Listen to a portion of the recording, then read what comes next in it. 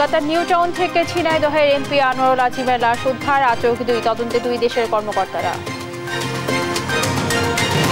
চরম অর্থ সংকটে আইসিবি ইসলামিক ব্যাংকে দিনের পর দিন ঘুরেও টাকা পাচ্ছেন না গ্রাহকরা, এমডির আশ্বাসও নেই ভরসা।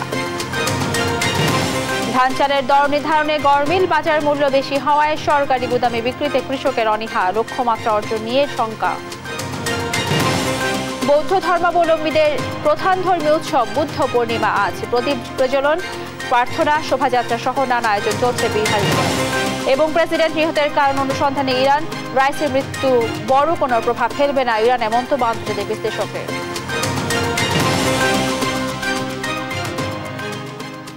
দেখছিলেন শিরোনাম সংবাদ দুপুরের, সঙ্গে আছি আমি রাবিয়া ইসলাম স্নেহা।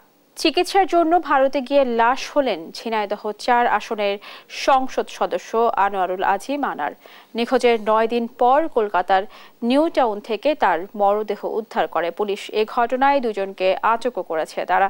স্বরাষ্ট্র মন্ত্রণালয়ে সম্পর্কিত সংসদীয় স্থায়ী কমিটির সভাপতি বেনজির আহমেদ দেশ টিভিকে জানিয়েছেন, এ নিয়ে দুই দেশে তদন্ত চলছে। বিস্তারিত প্রতিবেদনে।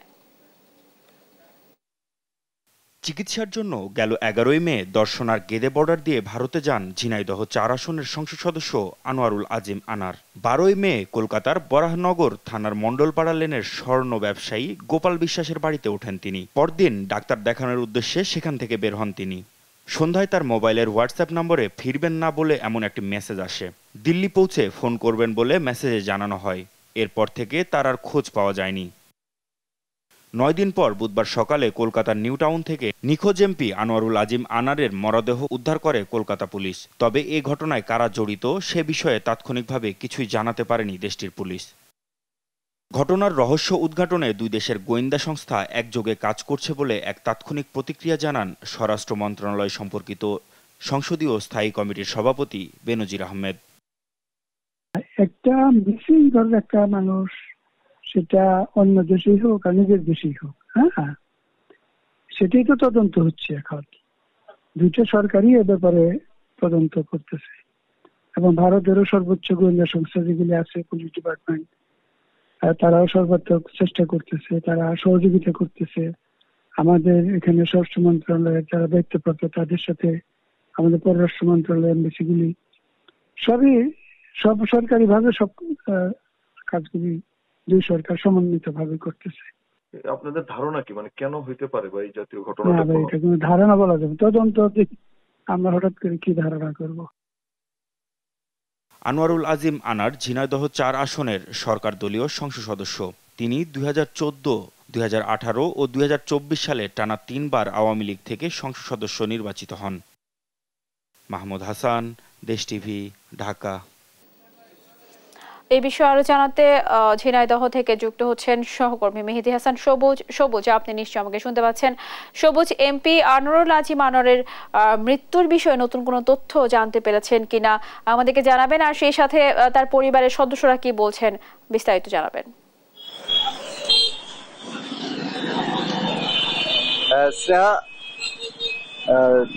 ভারতে চিকিৎসা করতে যাওয়া ঝিনাইদহ ৪ আসনের এমপি আনোয়ারুল আজিম আনারের মৃতদেহ উদ্ধার হয়েছে ভারতের নিউ টাউন এলাকায়। এই বিষয়টি আসলে বিভিন্ন গণমাধ্যমে প্রকাশ পাওয়ার সাথে সাথেই কিন্তু এমপি আনোয়ারুল আজিম আনারের বাড়ির সামনে তার অসংখ্য নেতাকর্মী ভিড় করছে এবং সেখানে এক ধরনের কান্নার রোল পড়ে গেছে। পাশাপাশি তার পরিবারের যে লোকজনগুলো আছেন, পরিবারের তার স্ত্রী অথবা তার কন্যা, তারা কিন্তু এই মুহূর্তে ঝিনাইদহে অবস্থান করছেন না। ভারত সম্ভবত তারা ঢাকাতে অবস্থান করছেন। ভারতে যাবার প্রস্তুতিকালে আসলে এমন একটি সংবাদ তাদের সামনে আসলো। ভারতের চিকিৎসারত অবস্থায় এমপি আনোয়ারুল আজিম আনার যে ভারতে ৮ দিন, বিগত ৮ দিন নিখোঁজ ছিলেন, সেই ৮ দিনে কিন্তু ভারতীয় গণমাধ্যম এবং বাংলাদেশের গণমাধ্যম সহ দুই দেশের যে আপনার প্রশাসনের যে গোয়েন্দা সংস্থাগুলো ছিল, তারা কিন্তু সবসময়ই কিন্তু চেষ্টা করে এসেছে এমপি আনোয়ারুল আজিম আনারের সন্ধান পাওয়ার ক্ষেত্রে। তবে ঝিনাইদহে এই সংবাদটি, আনোয়ারুল আজিম আনারের মৃতের সংবাদটি আসলে প্রচার হওয়ার সাথে সাথেই কিন্তু শুধু ঝিনাইদহ ৪ আসনে নয়, ঝিনাইদহ জেলা জুড়েই এক ধরনের উদ্বেগ উৎকণ্ঠার মাঝেই কিন্তু এখন মানুষের সময় পার করতে হচ্ছে। সবার একটাই প্রশ্ন, আসলে কেন একজন 3 বারের সংসদ সদস্য তিনি ভারতে যে এভাবে নিখোঁজ হবেন এবং তিনি কেন ভারতে একা প্রবেশ করলেন এবং ভারতে কি এমন ঘটনা ঘটলো যে একজন সংসদ সদস্যকে মৃত্যুর মুখে হত্যার মতো এরকম একটি সিদ্ধান্ত ভিতরে আসলে হত্যাকারীরা পৌঁছালো। তাছাড়া একটি বিষয় লক্ষণীয়, এমপি আনোয়ারুল আজিম আনার কিন্তু বিগত সময়গুলোতে এমপি হওয়ার পূর্বে ওনার আসলে হত্যা মামলা সহ বেশ কয়েকটি কিন্তু মামলা ছিল, যে বিষয়গুলো কিন্তু এখন বিভিন্ন গণমাধ্যমের মাধ্যমে সামনে আসছে। 21টি মামলা ছিল আমরা এখন পর্যন্ত যতটুকু জেনেছি, তার ভিতরে 3টি হত্যা মামলা সহ এবং চোরা চালানের সাথে যে জড়িত থাকার যে বিষয়টি বারবার সামনে আনার কয়েকদিন যাবৎ আনা হচ্ছে। আসলে এই হত্যাকাণ্ডের পিছনে এই জাতীয় কোনো সংশ্লিষ্টতা আছে কিনা এটাও কিন্তু মানুষের মুখে মুখে এখন, সাধারণ মানুষের মুখে মুখে এখন প্রচার হচ্ছে। পাশাপাশি গোয়েন্দা সংস্থাগুলো এবং প্রশাসনের দিক থেকেও কিন্তু বিষয়টি খতিয়ে দেখা হচ্ছে। এমপি আনোয়ারুল আজিম আনার তার দীর্ঘ 20-25 বছরের যে বন্ধু গোপাল বিশ্বাসের বাড়িতে গিয়েছিল কলকাতার, সেই গোপাল বিশ্বাস কিন্তু গত 12 তারিখে একটি জিডি করে, 15 তারিখে একটি জিডি করে। সেই জিডির বরাত দিয়ে গোপাল বিশ্বাস যেটি জানায় এবং যেটির বরাতের মাধ্যমে পুলিশ তদন্ত করে যেটি বিভিন্ন গণমাধ্যমে প্রকাশ করে, সেখানে কিন্তু এমপি আনোয়ারুল আজিম আনার যেদিন নিখোঁজ হন সেদিন কিন্তু তার সাথে বাংলাদেশের একজন অবস্থান করছিল, একই গাড়িতে কিন্তু বাংলাদেশের একজন ছিল। এখন সেই একজনকে খুঁজে পেতেই কিন্তু পুলিশ মরিয়া হয়ে ছুটছে, এমনটি জানিয়েছে আমাদের বাংলাদেশের সংস্থাগুলো। এর বাইরে একটি বিষয় আমরা জানতে পেরেছি, 2 জন আটক আছে। এই 2 জন আসলে ভারতীয় নাগরিক নাকি দেশীয় আমাদের বাংলাদেশের, এটা আসলে কিছুক্ষণ পরে হয়তো বা আমরা জানতে পারবো অন্য কোনো সোর্স থেকে। এই ছিল ঝিনাইদহ থেকে সর্বশেষ পরিস্থিতি। স্নেহা।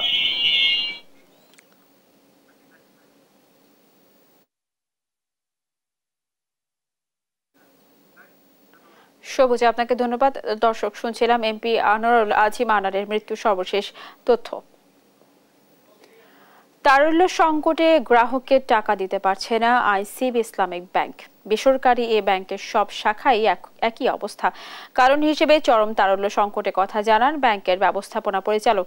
দ্রুত সংকট কাটবে এমন আশ্বাস দিলেও ভরসা পাচ্ছেন না আমানতকারীরা। স্বাভাবিক কার্যক্রম চালাতে সাময়িক তারল্য সহায়তার পরামর্শ দিয়েছেন অর্থনীতিবিদরা। আমিনা প্রণামের রিপোর্ট। 500 টাকা উঠাতে পারতেছে না, টোটাল টাকা নাই বলতেছে, মানে কাউকে দিচ্ছে না, মোট কথা ব্যাংকে টাকা নাই বলতেছে। প্রায় 1 মাস 1.5 মাস যাবত এই সমস্যা। গ্রাহকের সামান্য 500 টাকাও দিতে পারছে না বেসরকারি খাতের আইসিবি ইসলামিক ব্যাংক। এটিএম বুথে এসেও গ্রাহকরা দেখছেন কোনো টাকা নেই। পরপর 3 বার ট্রাই করলাম, কিন্তু এটিএম থেকে টাকা উঠাইতে পারলাম না। সরেজমিনে মতিঝিল প্রিন্সিপাল ও কারওয়ান বাজার শাখা ঘুরে দেখা যায় পুরো অফিস কক্ষ গ্রাহক শূন্য। যারা আমানত তুলতে এসেছেন ফিরছেন খালি হাতে, ঘুরছেন দিনের পর দিন। অফিসে ভাইয়ের টাকা আর কি বেশি, ওনার হলো টাকা 10,000 টাকা, কিন্তু উনি ঘুরতেছে কয়েকদিন যাবত টাকার জন্য, টাকা মানে নাই। মানে কারো টাকা উঠাতে পারতেছে না, এই অবস্থা। ক্লিয়ারিং দিলে ক্লিয়ারিং পাস হইতেছে না, ক্যাশ তো নাই, কেই ক্লিয়ারিং দিলে সেটাও পাস হইতেছে না। দেশ টিভির টিম সকাল থেকে দুপুর পর্যন্ত ব্যাংকের 2 শাখায় অবস্থান করলেও দেখা মেলেনি শাখার ম্যানেজার সহ ঊর্ধ্বতন কোনো কর্মকর্তার। ঘটনার বিস্তারিত জানতে ক্যামেরা নিয়ে ভেতরে প্রবেশ করতে গেলে বাধা দেন নিরাপত্তারক্ষী। জানান উপর থেকে নিষেধাজ্ঞা আছে সাংবাদিকদের প্রবেশ পথে। আমি এখানে নিরাপত্তার দায়িত্বে আছি, এটা ঠিক আছে, কথা কার সাথে কথা বলবে না, এখানে কোনো ছাদ পরীক্ষা দেখবে না, এখানে ছাদ বাইরে আছে। বাংলাদেশ ব্যাংক বলছে 2023 সালে ব্যাংকটি 1,823 কোটি টাকার মূলধন ঘাটতিতে পড়ে। তাদের মোট 790 কোটি টাকা ঋণের মধ্যে 97%ই মন্দ ঋণ। ব্যাপক তারল্য সংকটে পড়ে গেলে 31 জানুয়ারি বাংলাদেশ ব্যাংকের কাছে জামানত মুক্ত তারল্য সহায়তা হিসেবে 50 কোটি টাকা চেয়েছে আইসিবি ইসলামিক ব্যাংক। কেন্দ্রীয় ব্যাংকের কাছে এরই মধ্যে ব্যাংকটির দেনা 425 কোটি টাকা। We have some liquidity issue because we have paid this year only 4 months, 4.5 months. We have paid 52 crores deposit has been withdrawn, and this is never happened to ICB Islamic Bank before. We expect to bring back our liquidity to a good level. সংকোচনমূলক মুদ্রানীতির কারণে বাণিজ্যিক ব্যাংকগুলোয় তারল্য সংকট দেখা দিয়েছে বলে মনে করেন এ অর্থনীতিবিদ। সমস্যাগুলো হচ্ছে সেটা কিন্তু প্রতিদিন চলমান এবং ইতিমধ্যেই আসলে বাংলাদেশ ব্যাংক যে 4টা ক্যাটাগরি তৈরি করেছে ব্যাংকের, তো এই ইসলামী ভাবধারার ব্যাংকগুলো কিন্তু তার মধ্যে পড়ে গেছে, যে দুর্বল ব্যাংকগুলোর তালিকায় পড়ে গেছে। স্বাভাবিক কার্যক্রম করতে 5-6 মাসের জন্য হলেও তারল্য সহযোগিতা দেওয়ার পরামর্শ এ বিশ্লেষকের। আমেনা প্রণামী, দেশ টিভি, ঢাকা। কুষ্টিয়ায় চলতি বছরে ধান চালের সরকার নির্ধারিত দাম নিয়ে মিলার ও কৃষকদের মাঝে দেখা দিয়েছে মিশ্র প্রতিক্রিয়া। মিলাররা বলছেন 32 টাকা কেজি দরে ধান কিনে চাল তৈরি করতে খরচ পড়ে 46 টাকার বেশি, সেখানে চালের কেজি 45 টাকা নির্ধারণ করা যথাযথ নয়। সরকার নির্ধারিত মূল্যের চেয়ে বাজারে দাম বেশি হওয়ায় খাদ্য গুদামে ধান দিতে আগ্রহ নেই কৃষকদের। ফলে জেলায় এবছর সরকারি ধান ও চাল সংগ্রহের লক্ষ্যমাত্রা অর্জনে দেখা দিয়েছে শঙ্কা। ইরফান রানার ক্যামেরায় কুষ্টিয়া থেকে নাহিদ হাসান তিতাসের রিপোর্ট। কুষ্টিয়া জেলায় চলতি বছরে 35,000 মেট্রিক টন সেদ্ধ চাল ও 3,600 মেট্রিক টন ধান সংগ্রহের লক্ষ্যমাত্রা নির্ধারণ করেছে সরকার। ইতিমধ্যে জেলায় নতুন ধান গড়ে তুলতে শুরুও করেছে কৃষকেরা। তবে খোলা বাজারে ভালো মানের 1 মণ ধান 1300 থেকে 1400 টাকা পর্যন্ত বিক্রি হচ্ছে। আর সরকার প্রতি মণ ধানের মূল্য নির্ধারণ করেছে 1280 টাকা। তাই সরকারি গুদামে ধান দিতে আগ্রহ কম কৃষকদের। ধান প্রায় 1800-1900 টাকা বেচলে আমাদের আসল টাকা ঘুরে আসবে না 1280 টাকাতে আমরা সরকারের ধান দেবো না, এই কারণে আমাদের এমনি লস হচ্ছে। এবার সরকার দিতে পারায় তাহলে আমরা সরকারকে ধান দেওয়ার প্রস্তুত নেব। চলতি মাসের 7 তারিখে পরিপত্র জারি হলেও এখনো কুষ্টিয়ার অনেক মিলাররাই চাল দেওয়ার চুক্তিই করেননি খাদ্য বিভাগের সাথে। সরকারের নির্ধারিত মূল্য 45 টাকা দরে চাল দিতে অনাগ্রহ মিলারদেরও। এবার ধানের সঙ্গে চালের আমাদের ইয়েতে আসে হলো 50 টাকা কেজি, সেখানে সরকার 45 টাকা কেজি করছে, যার জন্য এবারে মিলারদের চাল দিতে গেলে খুব অনেক কষ্ট হবে। ধানের বাজার যে হিসাবে আছে সে চালের বাজারের এই মুহূর্তে চাল মিলারদের দেওয়া খুবই দুঃসাধ্য ব্যাপার হয়ে যাবে। এদিকে খাদ্য বিভাগের কর্মকর্তারা বলছেন ধান চাল সংগ্রহের লক্ষ্যমাত্রা অর্জনে সব ধরনের প্রস্তুতি সম্পূর্ণ করেছেন তারা। দ্রুত সময়ের মধ্যেই মিল মালিকরা চুক্তিবদ্ধ হবেন বলেও আশা তাদের। আমরা প্রতিটা ইউনিয়নে আপনার মাইকিং করেছি, হ্যান্ডবিলি দিয়েছি, বিভিন্ন চেয়ারম্যানদের কাছে বলেন, বিভিন্ন জায়গায় আমরা পত্র দিয়েছি এবং বিভিন্ন উঠোন বৈঠকের মাধ্যমে আমরা কৃষকদের উদ্বুদ্ধ করেছি ধান সংগ্রহ সফল করার জন্য। কুষ্টিয়া জেলা এবার সরকারের নিরাপত্তা মজুদ গড়ে তোলার জন্য ধান এবং চাল শতভাগ সংগ্রহ সম্পন্ন করতে পারবে এবং অতিরিক্ত সংগ্রহ সম্ভবত আমরা করে আমাদের যে সকল ডেফিসিট জেলা রয়েছে সেগুলোতে আমরা সরবরাহ করতে সমর্থ হব। বিগত বছরগুলোতে কুষ্টিয়া জেলায় চাল সংগ্রহের লক্ষ্যমাত্রা অর্জন হলেও ধান সংগ্রহের কাঙ্ক্ষিত লক্ষ্যমাত্রা অর্জন করতে পারেনি খাদ্য বিভাগ। নাহিদ হাসান তিতাস, দেশ টিভি, কুষ্টিয়া। বৌদ্ধ ধর্মাবলম্বীদের প্রধান ধর্মীয় উৎসব বুদ্ধ পূর্ণিমা আজ। এই দিনে বৌদ্ধ ধর্মের প্রবক্তা গৌতম বুদ্ধ জন্মগ্রহণ এবং নির্বাণ লাভ করেন। যথাযোগ্য মর্যাদা ও ভাবগাম্ভীর্যের মধ্য দিয়ে সারা দেশে দিনটি উদযাপন করেছেন বৌদ্ধ ধর্মাবলম্বীরা। বৌদ্ধ বিহারগুলোতে প্রদীপ প্রজ্বলন, শান্তি শোভাযাত্রা, ধর্মীয় আলোচনা সভা, প্রভাত ফেরি, সমবেত প্রার্থনা, ধ্যান ও বুদ্ধ পূজা সহ নানা আয়োজন চলছে। এসব আয়োজন থেকে মানব জাতীয় সর্বাঙ্গীন শান্তি ও মঙ্গল কামনা করা হয়। বুদ্ধ পূর্ণিমা উপলক্ষে আছে দেশের সরকারি ছুটি। এ নিয়ে আলাদা বাণী দিয়েছেন রাষ্ট্রপতি মোহাম্মদ শাহাবুদ্দিন এবং প্রধানমন্ত্রী শেখ হাসিনা। আজকের দিনটা আমাদের যারা বৌদ্ধ ধর্মাবলম্বী আছি খুব অত্যন্ত গুরুত্বপূর্ণ দিন হিসেবে আমরা আজকে স্বতঃস্ফূর্তভাবে আমরা পালন করতেছি। এই দিনেই তথাগত ভগবান বুদ্ধ জন্মগ্রহণ করেছেন এবং বুদ্ধত্ব লাভ করেছেন এবং পরিনির্বাণ লাভ করেছেন। আজ বৌদ্ধদের জন্য আজ একটা পবিত্র দিন। এদিকে সারা দেশে নানা আয়োজনে চলছে বুদ্ধ পূর্ণিমা উদযাপন। বৌদ্ধ বিহারগুলোতে প্রদীপ প্রজ্বলন, সমাবেত প্রার্থনা সহ নানা আয়োজন চলছে। সহকর্মীদের পাঠানো তথ্যচিত্রে দেবাশ্রী বড়ুয়ার ডেস্ক রিপোর্ট।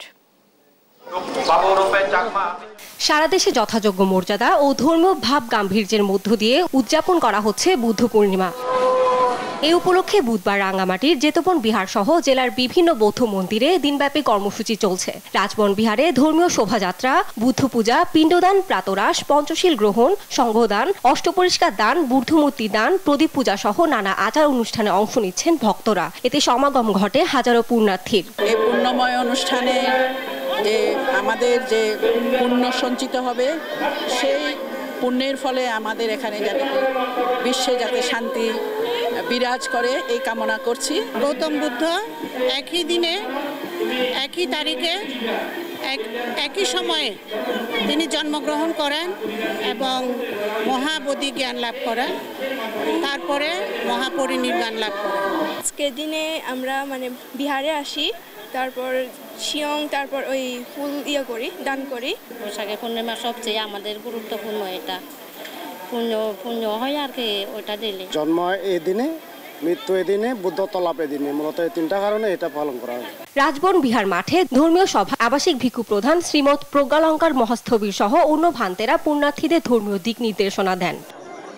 এদিকে খাগড়াছড়িতে উৎসাহ উদ্দীপনা ও ধর্মীয় নানা আনুষ্ঠানিকতার মধ্য দিয়ে বুদ্ধ পূর্ণিমা উদযাপন চলছে। সকাল থেকে বিহারগুলোতে ছিল পুণ্যার্থীদের ভিড়। সকল বিশ্বের হিন্দু মঙ্গলার্থে আজকে আমরা ইয়ংত বুদ্ধ বিহারে এসে বুদ্ধ পূজা দিচ্ছি। সবার জন্য প্রার্থনা করা, এই জন্য দেশ মঙ্গলের জন্য শান্তি, সকল প্রাণী সুখী হোক, এই জন্যই আমাদের এই বুদ্ধ পূজাটা দেওয়া। এই দিনে আমরা বুদ্ধ পূজা করেছি, শিবলী বুদ্ধ পূজা করেছি, উপযুক্ত বুদ্ধ পূজা করেছি, এবং মাকে পূজা করেছি, আমরা পুজোগুলো উৎসর্গ করেছি। বুদ্ধ পূর্ণিমা উপলক্ষে খাগড়াছড়ির ৯ উপজেলায় শতাধিক বৌদ্ধ বিহারে চলছে পঞ্চশীল গ্রহণ, সংঘদান, অষ্টপরিষ্কার দান, ভিক্ষুদের পিণ্ডদান, প্রদীপ প্রজ্বলন, ধর্মদেশনা ও বিশ্বমঙ্গল কামনা করা হয় সমবেত প্রার্থনা। বিকেলে শোভাযাত্রা, ধর্মীয় দেশনা শেষে সন্ধ্যায় বিহারগুলোতে প্রদীপ পূজা ও ফানুস উড়ানো হবে। দিবাশ্রী বড়ুয়া, নিউজ ডেস্ক, দেশ টিভি। রাজধানীর মেরুল বাজারে আন্তর্জাতিক বৌদ্ধ বিহারে কথা বলছেন আইজিপি, সরাসরি যাচ্ছে সেখানে। আমরা কিন্তু যে যোগাযোগ করেছি ভারতীয় কর্তৃপক্ষের সাথে, সেটা আমরা এখনো তারা আমাদেরকে নিশ্চিত করেন নাই। যখন নিশ্চিত করবেন আমরা আপনাদেরকে জানাবো।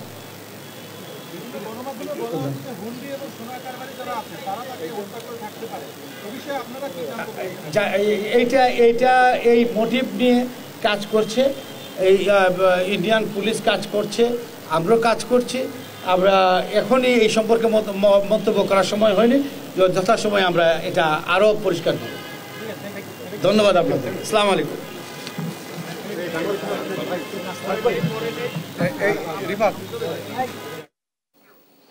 সংবাদ দুপুর আরো থাকছে। ময়মনসিংহ টাঙ্গাইল মহাসড়ক প্রশস্তকরণ প্রকল্পের ধীরগতি জুনে শেষ হওয়ার কথা থাকলেও এখনো বাকি 30%। বিএনপি কেন্দ্রীয় কার্যালয়ে যৌথ সভা শেষে ব্রিফ করছেন দলের মহাসচিব মির্জা ফখরুল ইসলাম আলমগীর, সরাসরি চলে যাচ্ছে সেখানে। এখনো তারা যেটা বলছে সেটা হচ্ছে যেটা কি আপনার রাজনৈতিক কথাবার্তা। এইভাবে তো আপনার একটা দেশকে, তার জাতিকে, তার মর্যাদা থেকে সম্পূর্ণ ধ্বংস করে দেওয়া, তার অনারকে কেড়ে নেওয়া, এটার অধিকার কারণেই একটা প্রতিষ্ঠান সেনাবাহিনী হচ্ছে আমাদের একটা সবচেয়ে ভরসার স্তর, একটা প্রতিষ্ঠান। সেই সেনাবাহিনীকে আজকে যদি এইভাবে তাদের কারণে, সরকারের কারণে তাকে দেহ প্রতিপন্ন করা হয়, সেটা কখনোই এই দেশের মানুষ মেনে নেবে না। আজকে দেখুন, আজকে গতকাল আপনার ঢাকা বিশ্ববিদ্যালয়ে গোলাম মোল্লা রনির গাড়িতে হামলা হয়েছে। কেন? কারণ একটাই, যে গোলাম মোল্লা রনি তার বিভিন্ন বক্তব্যের মধ্য দিয়ে সে সরকারের সমালোচনা করে। অর্থাৎ সমালোচনা করা যাবে না। একজন সাবেক সংসদ সদস্য, জনপ্রিয় একজন নেতা, তাকে তারা সেই ঢাকা বিশ্ববিদ্যালয়ের মধ্যে তাকে আক্রমণ করেছে, তাকে হত্যার উদ্দেশ্যে। একইভাবে আমাদের ছাত্র দলের সাবেক সভাপতি, আমাদের কেন্দ্রীয় কমিটির সদস্য শ্রাবণ, তাকে সেগুন বাগিচায় ছাত্রলীগের সন্ত্রাসীরা আক্রমণ করেছে, নির্মমভাবে তাকে চাপাতি দিয়ে তাকে আক্রমণ করেছে, কুপিয়েছে। এই যে ভয়াবহ একটা অবস্থা, এই অবস্থা তারা সারা দেশে বহাল রেখেছে। এবং এই যে ভয়, ভীতি দেখানো, শুধু তাই নয়, আমি এর আগেও বহুবার বলেছি, তারা রাষ্ট্রযন্ত্রকে ব্যবহার করছে। এই রাষ্ট্রযন্ত্রকে ব্যবহার করেই তারা তাদের এই যে ত্রাসের রাজত্ব সৃষ্টি করে ক্ষমতাকে কুক্ষিগত করা, এই কাজটা তারা করে যাচ্ছে। আমাদের নেতা শহীদ প্রেসিডেন্ট জিয়া রহমান গণতন্ত্রকে বহুমুখী করেছিলেন, মাল্টিল্যাটারাল ডেমোক্রেসি নিয়ে এসেছিলেন। আর তারা কি করেছে? তারা একদলীয় শাসন ব্যবস্থা বাকশাল প্রতিষ্ঠা করেছিল। এই বাকশাল প্রতিষ্ঠা করে তারা একটা ব্যক্তি এবং একটা দলের রাজত্ব সারা জীবনের জন্য সৃষ্টি করার চেষ্টা করেছিল। এখন আবার নতুন ভাবে সেই চেষ্টাটাই করে যাচ্ছে।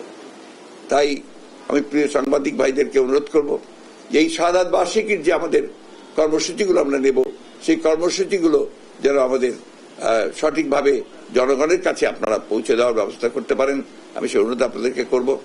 একই সঙ্গে এই অনুরোধ করব যে জনগণকে তার অধিকার আদায়ের ক্ষেত্রে তাকে আবার সচেতন হওয়ার জন্য আপনারা আপনাদের দয়া করে তাদের ভূমিকা পালন করবেন, জনগণের কাছে এই পৌঁছে দেবেন। এখন আমরা এই শাহাদাত বার্ষিকী উপলক্ষে আমরা 15 দিনের কর্মসূচি গ্রহণ করেছি। এই 15 দিনের কর্মসূচিতে আমাদের মূল দল, অঙ্গ সংগঠনগুলো এবং সহযোগী সংগঠনগুলো তারা তাদের কর্মসূচি পূর্ব নির্ধারণ করে আপনাদেরকে পরে জানিয়ে দেওয়া হবে। একই সঙ্গে বিভাগে, প্রত্যেকটি বিভাগে আপনার কর্মসূচি নেওয়া হবে, জেলাগুলোতে কর্মসূচি হবে, উপজেলাগুলোতে কর্মসূচি গ্রহণ করা হবে। এই সেইভাবেই আমরা এখানে আলোচনা হয়েছে এবং সেই সিদ্ধান্ত হয়েছে এবং সেটা হবে আপনার আমাদের 28 তারিখ থেকে 28শে মে থেকে 11ই জুন পর্যন্ত। এর মধ্যে আমাদের সবচেয়ে 30 তারিখে অর্থাৎ আপনার শাহাদাত বার্ষিকীর যে শাহাদাত দিবস, সেই দিনটিতে আমাদের যেটা কর্মসূচি থাকে সেটা হচ্ছে আপনার শহীদ প্রেসিডেন্ট জিয়া রহমানের মাজার। দর্শক, বিএনপি কেন্দ্রীয় কার্যালয়ে যৌথ সভা শেষে ব্রিফ করছিলেন দলের মহাসচিব মির্জা ফখরুল ইসলাম আলমগীর। আমরা সরাসরি ছিলাম সেখানে। এবার আন্তর্জাতিক প্রসঙ্গ।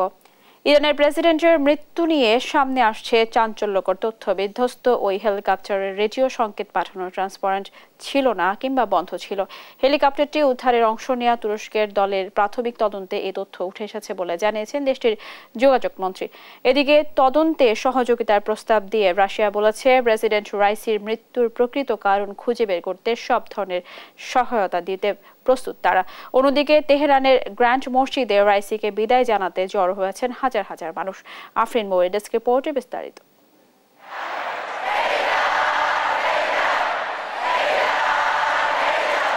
জনস্রোতে পরিণত হয়েছে তেহরানের গ্র্যান্ড মসজিদ। চোখের জলে প্রিয় নেতাকে বিদায়ী শ্রদ্ধা জানাতে ভিড় করেছেন হাজার হাজার মানুষ। কিছুতেই তারা মেনে নিতে পারছেন না ভয়াবহ এ দুর্ঘটনা। রাইসির মৃত্যুতে দেশ জুড়ে চলছে শোকের মিছিল।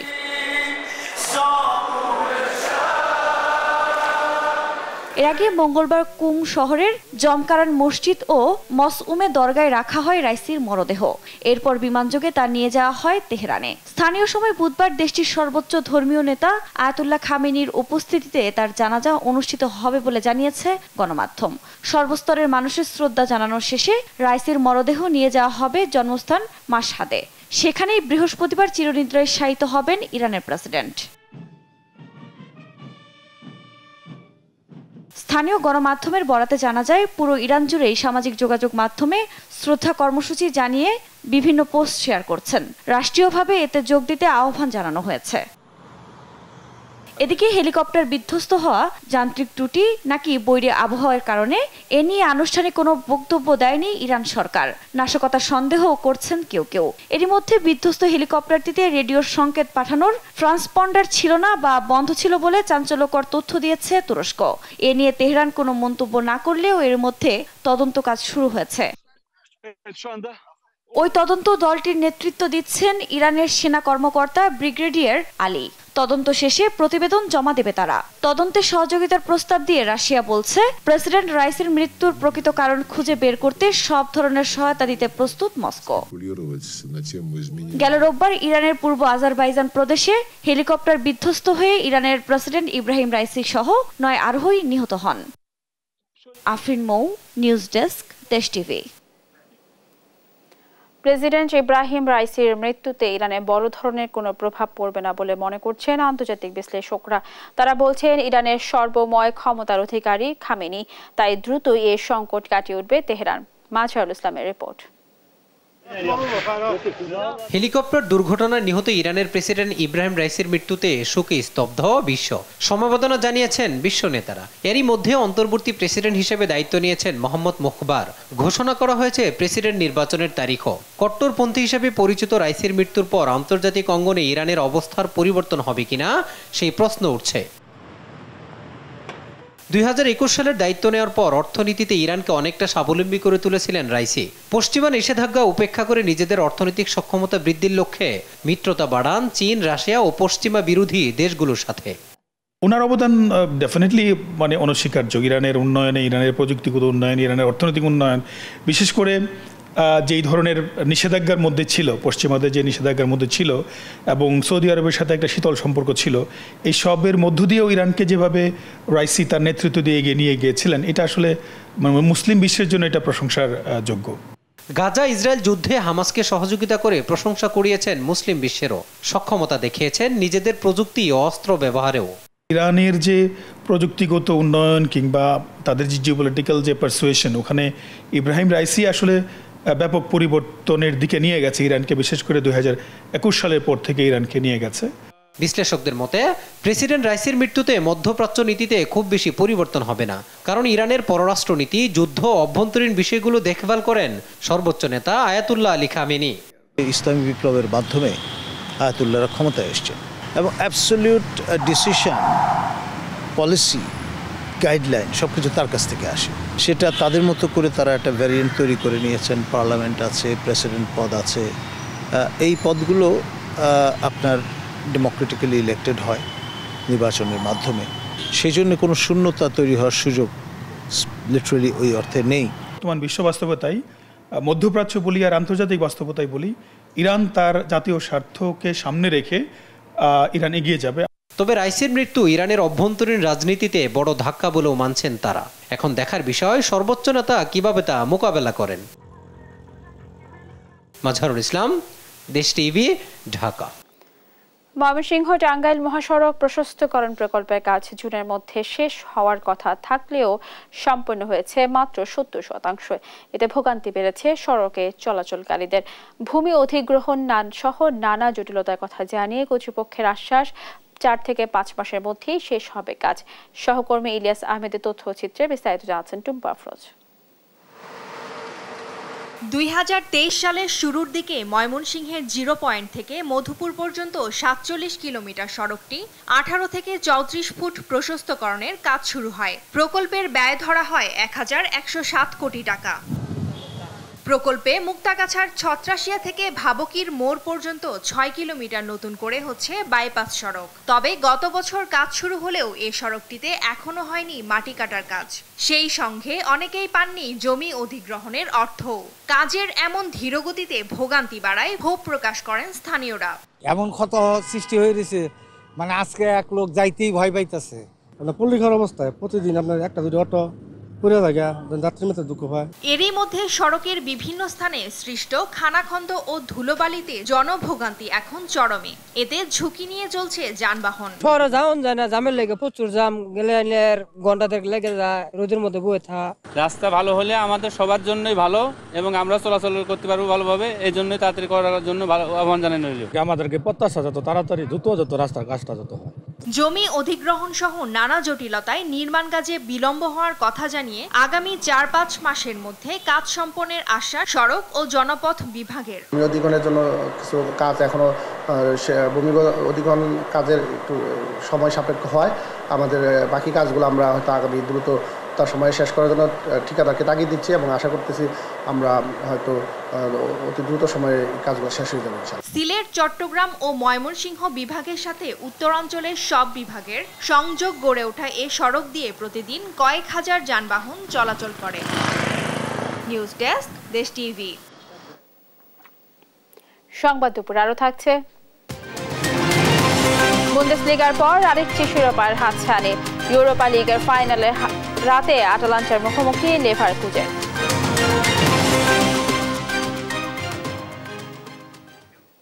ভোজ্য তেলের আমদানি নির্ভরতা কমাতে সূর্যমুখী তেল উৎপাদন বাড়ানোর উদ্যোগ নিয়েছে সরকার। এই লক্ষ্যে বরিশাল অঞ্চলে এবার বিনামূল্যে বীজ ও প্রশিক্ষণ পেয়ে ৮০ হেক্টর জমিতে সূর্যমুখী চাষ করেছেন ২০০০ কৃষক, যা থেকে এই মৌসুমে উৎপাদন হবে ১২০ টন ভোজ্য তেল। এতে কৃষকের পকেটে লাভ ঢুকবে প্রায় ৩০ লাখ টাকা। শাহিন সুমনের তোলা ছবিতে শফিক মুন্সির রিপোর্ট। দেশে প্রতিবছর ২০,০০০ কোটি টাকার ভোজ্য তেল আমদানি করতে হয়। তাই ২০২৫ সালের মধ্যে এই আমদানি নির্ভরতা শূন্যের কোটায় নামাতে উদ্যোগ নিয়েছে সরকার। এজন্য প্রান্তিক চাষিদের মধ্যে তৈলবীজ উৎপাদন জনপ্রিয় করার কাজ করছে বাংলাদেশ কৃষি গবেষণা ইনস্টিটিউট BARI। সূর্যমুখী ফুলের চাষ বাড়াতে এবার দক্ষিণাঞ্চলের ২০০০ কৃষককে প্রাথমিকভাবে প্রশিক্ষণ দেয় প্রতিষ্ঠানটি। পরে তাদের মাঝে বিনামূল্যে বিতরণ করা হয় সূর্যমুখী ফুলের বীজ, যা দিয়ে ৮০ হেক্টর জমিতে পরীক্ষামূলকভাবে করা হয় এ ফসল চাষ। ফলন বাড়াতে বিশেষ কীটনাশক ব্যবস্থাপনার তত্ত্ব আবিষ্কার করেছে প্রতিষ্ঠানটি। সূর্যমুখী থেকে সহজে তেল উৎপাদনের নিয়মও জানিয়ে দিচ্ছেন গবেষকরা। বাংলাদেশ কৃষি গবেষণা ইনস্টিটিউটের কীটতত্ত্ব বিভাগ এবং আঞ্চলিক কৃষি গবেষণা কেন্দ্র রহমতপুর বরিশাল একটি উদ্যোগ নিয়েছে। আমাদের সূর্যমুখীর উৎপাদন যদি আমরা বৃদ্ধি করতে পারি, এটি কিন্তু তেলের চাহিদা, আমাদের তেল ফসলের যে চাহিদা পূরণে অনেকটা ভূমিকা রাখবে। সূর্যমুখী তেলে যে লিনোলিক অ্যাসিডের পরিমাণ থাকে সেটি হলো ৩৫ থেকে ৪০% লিনোলিক অ্যাসিড থাকে, যেটি আমাদের শরীরের জন্য অত্যন্ত উপকারী। ফেব্রুয়ারিতে রোপণ করা এ ফসল ৩ মাসের মাথায় এখন ঘরে তোলার উপযোগী হয়েছে। প্রতি হেক্টরে ১.৪৯ টন ফলন পাওয়ার আশা করছে চাষিরা। সে হিসেবে কৃষকের পকেটে লাভ থাকবে ৩০ লাখ টাকা। সূর্যমুখী চাষ এ অঞ্চলের জলবায়ু বান্ধব হওয়ায় ফলন বেশি, তাই কৃষকরা এ ফসল চাষে উদ্বুদ্ধ হচ্ছেন বলে জানান এই কর্মকর্তা। আমাদের যে থাকবে, নির্দেশনা থাকবে, আমাদের সতর্ক দৃষ্টি থাকবে যে কৃষক যেন সময় মতো এই জাতগুলো বপন করতে পারে। পরিবর্তিত আবহাওয়ায় কিন্তু এই ফসলগুলো ভালো হচ্ছে, তার প্রমাণ কিন্তু আমার পিছনের মাঠটি। প্রতি কেজি সূর্যমুখী বীজ থেকে ৫০০ থেকে ৬০০ গ্রাম তেল পাওয়া যায়, যা অন্য যে কোনো তেল বীজ থেকে বেশি। খুচরা বাজারে এ তেল লিটার প্রতি বিক্রি হয় ২৫০ থেকে ৩০০ টাকা। শফিক মুন্সি, দেশ টিভি, বরিশাল।